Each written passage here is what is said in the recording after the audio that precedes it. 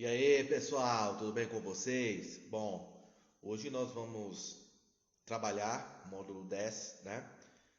Trabalhando aí um dos conceitos filosóficos, metodológicos mais importantes do pensamento ocidental, né? Contemporâneo. Quando eu falo contemporâneo, estou me referindo à idade contemporânea, né? Século XIX, século XX, que é o materialismo histórico do Karl Marx, né? Do marxismo ou do socialismo científico, para quem não é familiarizado com essa terminologia, tudo bem? Só de falar de Karl Marx, né, já fica assim, principalmente nesse mundo onde estamos vivendo, essa realidade extremamente polarizada que vivemos no Brasil, né? Para alguns, o concurso dos teóricos, né, o grande nome, para outros é a própria personificação do mal, né? Mas nem para tanto, nem para menos, Marx é um cara que tem um trabalho filosófico importantíssimo no pensamento ocidental.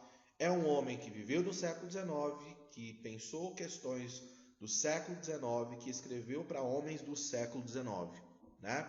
Isso não faz com que a sua obra seja inútil para nós que estamos vivendo no século XX, porque muitos problemas que ele apontou lá no século XIX ainda, infelizmente, não foram solucionados, né? Da mesma forma que as soluções que ele apontou, que ele apresentou também para esses problemas, não se enquadra mais na realidade que nós vivemos no universo da contemporaneidade, né? Então, a gente tem que fazer, eu sempre quando dou aulas sobre marxismo, sobre teóricos marxistas e sobre o Marx propriamente dito, a sua filosofia, o seu pensamento, eu sempre procuro deixar isso muito claro, né? E, na verdade, isso é uma coisa que a gente tem que usar para todas as teorias filosóficas que a gente estudou até aqui. A gente tem que pegar aquilo que nos é útil, aquilo que é importante, né? E aquilo que não é de importância, que a gente deixa para lá. Não vamos focar nisso, né? Vamos focar naquilo que vai ser importante no nível de formação intelectual de vocês e no nível também de preparação para as provas, para os vestibulares da vida e afins, beleza? Bom, vamos lá. O Karl Marx é um filósofo de origem alemã, né? Ele é alemão, viveu no século XIX, mas boa parte da sua vida fora da Alemanha, né? Basicamente de 1850 até a sua morte, que foi no final da década de 1880, ele viveu como um exilado político na Inglaterra, né? Tendo em vista a sua atuação militante, né? A sua atuação política, né? Ele sofreu várias perseguições ali no seu país de origem. A sua obra mais famosa talvez seja o Manifesto Comunista, onde ele estabelece ali as doutrinas do chamado socialismo científico, mas esse é um assunto que nós não vamos debater nessa aula de hoje.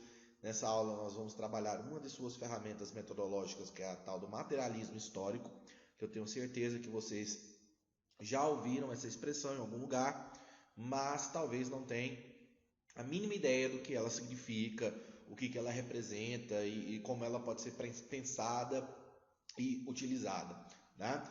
Mas independentemente de qualquer coisa, de qualquer posicionamento, né? Tanto você fica claro que Marx é um pensador comunista, né?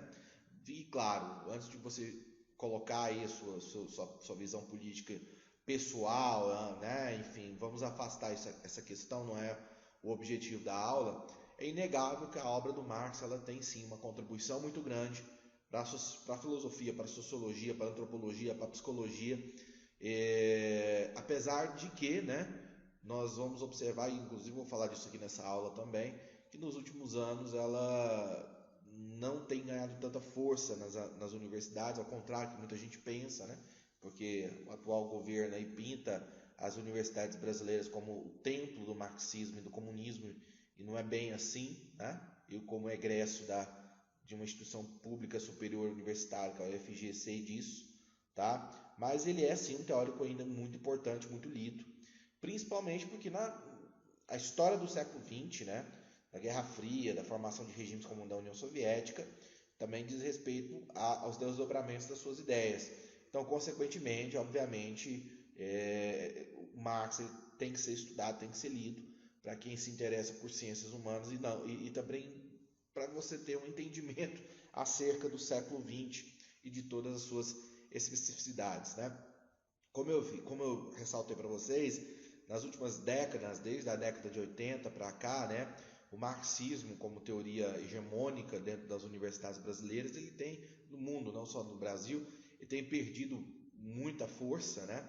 Mas a sua ferramenta metodológica, que é o materialismo histórico, esse ainda é utilizado, esse ainda vale a pena a gente estudar, porque é uma ferramenta que nos ajuda a entender certas questões, ele traz certas respostas para o mundo onde a gente vive, e obviamente isso é importante para os nossos estudos, tá?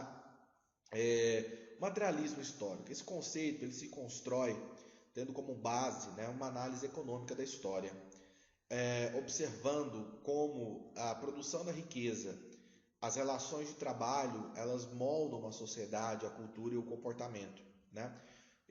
Tudo isso é o que Marx chama de modo de produção. Então você lembra disso, você estudou na história, né? Modo de produção feudal, modo de produção capitalista, modo de produção escravista. Então esses grandes chamados modos de produção, né? Eles mostram ao longo do tempo, isso que é materialismo histórico, né?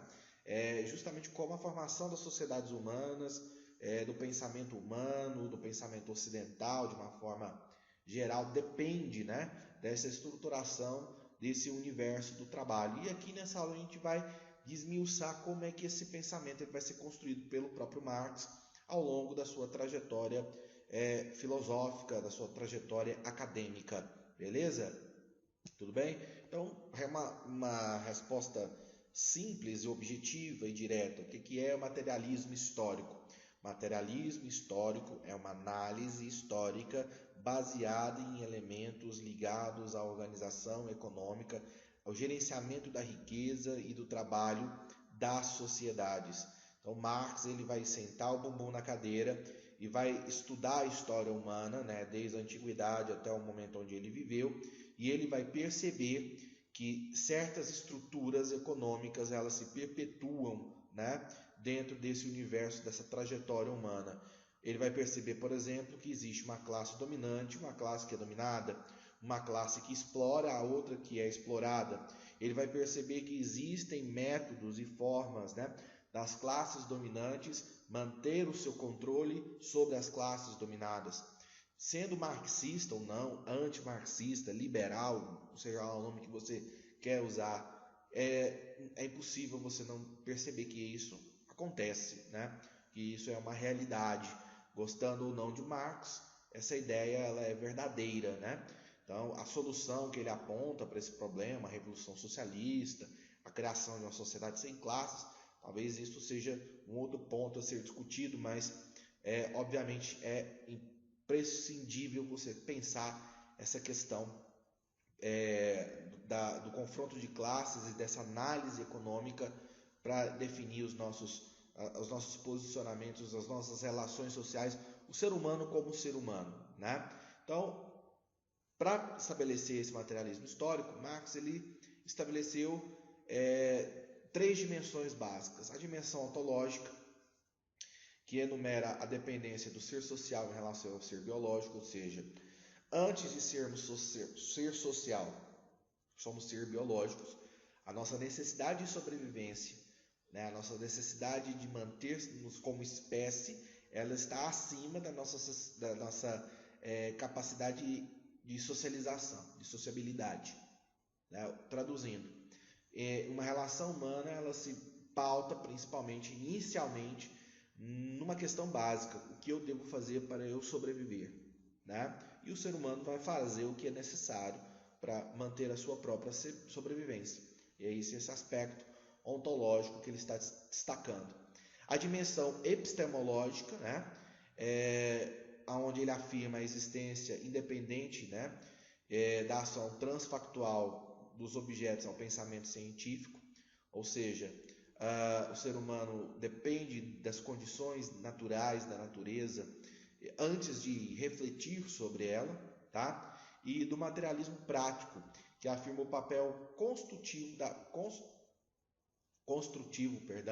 da ação transformadora do homem na reprodução e na transformação do homem e nas transformações sociais, né? Então, na verdade, na teoria marxista, esses três aspectos eles estão conjuntos, eles não podem ser separados, né? Desmantelados. E ele enumera o trabalho, né? Ele enxerga o universo do trabalho aonde todos esses três elementos básicos eles se estabelecem: o elemento ontológico, né? O elemento epistemológico, né? E o elemento constitutivo da transformação do homem e da sociedade. Todos esses três eles se manifestam numa prática que é a questão do trabalho. Então, o Marx ele coloca o trabalho, a produção da riqueza e a gestão dessa riqueza como o elemento central da vivência e da experiência humana. Isso é algo que está muito presente dentro do pensamento marxista. E é algo que faz, obviamente, todo sentido. Porque o ser humano é o único ser que, entre todos os outros, possui essa capacidade criativa e que depende do seu trabalho para a sua sobrevivência, né? Os outros seres não têm o trabalho como elemento de sobrevivência e de organização social. Então, o que eu estou querendo que vocês percebam, e isso vai ficar bem mais claro mais adiante, é que a visão marxista ela tem uma perspectiva prática, cotidiana, da vida real das pessoas. Então, não é meramente uma ideologia filosófica presa ao debate e ao ambiente do academicismo. Muito pelo contrário, ele vai atuar dentro da perspectiva da vida prática e da vida concreta das pessoas. Eu vou fazer um segundo vídeo, até porque esse não vai dar para a gente concluir todos os aspectos que foram abordados aí nesse módulo de vocês, tudo bem? Então, no segundo vídeo a gente vai continuar falando dessa questão do materialismo e como ele desenvolve essas suas ideias.